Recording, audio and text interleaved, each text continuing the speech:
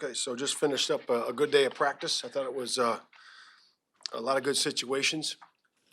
And we practiced in helmets today. That was good to get the guys moving around after that game. I know a lot of guys had a lot of reps during that, so we focused more on the ones today, working, getting more reps because they didn't play in the game. So I thought that was really good. We got really some goals here to accomplish, leading into this next few days is number one is to really improve our conditioning, mental and physical conditioning. We're getting that done here in the next couple of days, making sure we stay healthy. So the guys are going to be working with the strength staff, performance staff on the tables, making sure their bodies are right, and then really refining and improving our fundamentals and our skill sets. And with that, finding our winning way in terms of our skill sets. We got to be able to do that here in the next few days before we go on break over the weekend and get into the real season. So we're excited about that part of it. But with that, I'll open up to questions. Jalen Johnson, okay, he left practice. Yeah. So Jalen Johnson's it's personal, but it's a good thing. It's nothing bad. And, do you like this new, like since they changed the preseason, you now have like this longer gap between your last preseason game and your first game, and for your starters, since they didn't play in the last game, it's like 3 weeks, since they played an actual game. Do you like this new thing that you guys have been dealing with the last few years? Yeah, I don't know if it really matters if I like it or not, but I'll answer the question. It does have scheduling issues to it, especially when you have a Thursday game. But you got to, like I said, that's why the goals is what they are. So you got to keep them sharp, keep them mentally and physically in shape, conditioning wise, and their fundamentals got to stay sharp.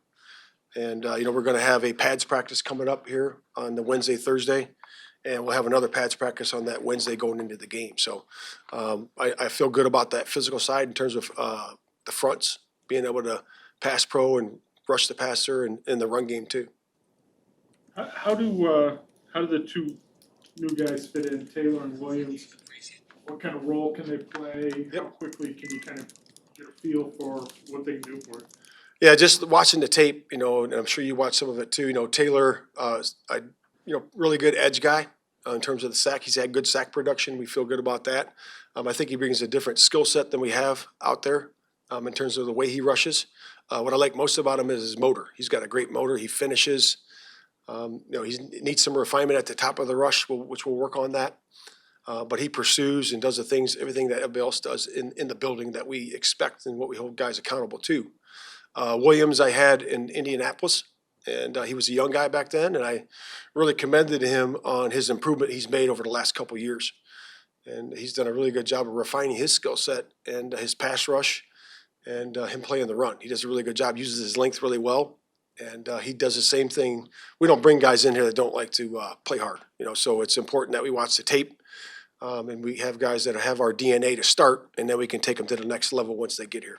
At the Seahawks signed Taylor and they saw him all through camp and then let him go for a draft pick. Is he just have more value in your defense than he did for them? I mean, to get him this late, does that make sense? I mean, there's a lot of guys that have done that conversion, from a odd front being only a 9 technique to be able to play defensive end, and I've had a bunch of those over the course of my career, and it's always worked out. Those guys always make good defensive ends in our system. It's because we're not, like I said before, we're not asking them to play inside mostly, or kick them inside, play inside the tight end. We're mostly playing from a wide position, and those guys will flourish in that system. Does it make a difference? Your defense when you brought in Ngakwe in camp last year, where your defense is, it seems like you've made a big jump. Obviously, last year they're still figuring out the system and something, and now they're more established. Does that make it any easier for a guy like Taylor to get immersed in your? I do, Pat. I think it does make it easier because he has guys that he can talk to about the scheme. The players and the coaches have been at one more year, and then the addition of Eric Washington in terms of having his D-line expertise in there will certainly help along with Travis, and Bing. So it'd be good.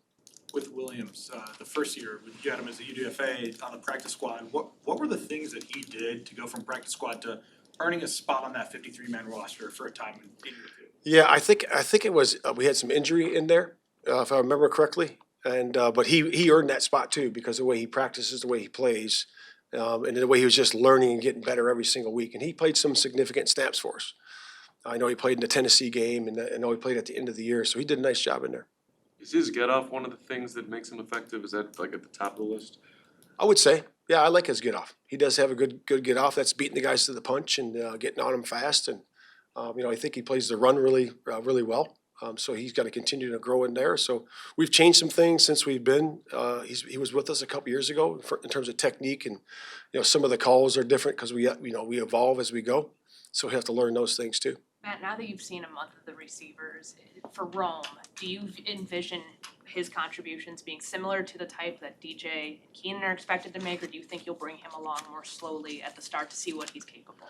No, I think he's very capable of doing all those things. I really do. Like I've said before, he's able to chunk a lot of information. Chris does a wonderful job coaching those guys in terms of alignment, assignment, motions, all those things that we do, and we're able to move those guys around, and that's really going to be beneficial to our scheme. Yeah, with back to Taylor, having a guy like that with his production, how much flexibility does it give you on the D line? Just mixing and matching guys, whether it's moving D-Walk inside, all this stuff. Does it help? Do you have more flexibility today than you had a few days ago? Yeah, I would say so. Because of the skill sets, we're able to move guys around, and it's important that he learns how he's rushing with the guy next to him.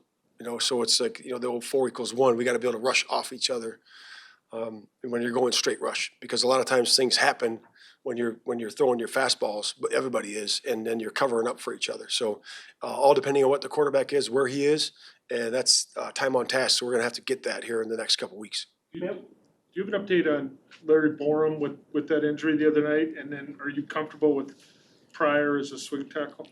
Yeah, I don't have an update for Larry right now. And Pryor for swing tackle? Yeah, we love Pryor. Pryor can play all positions. That's why we love him. He can go inside, outside. He doesn't play center, but he can move inside, outside at guard on both sides, tackle on both sides. So we're excited about him.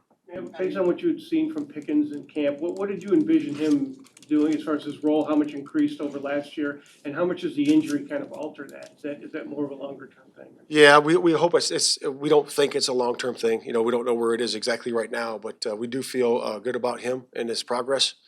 Certainly feel great about Dexter too.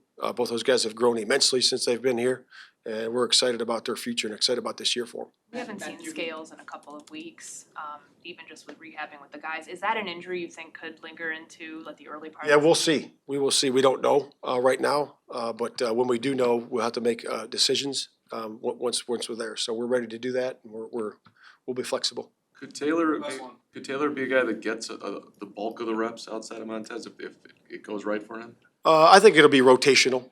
I really do, and then we'll play that hot hand. Like I said, I feel really good about all the guys that are out there right now, Booker, Dom, and D-Walk, and all those guys that are playing with Tez on the one side. So we'll just make it a competition and see who's hot, and let them rush.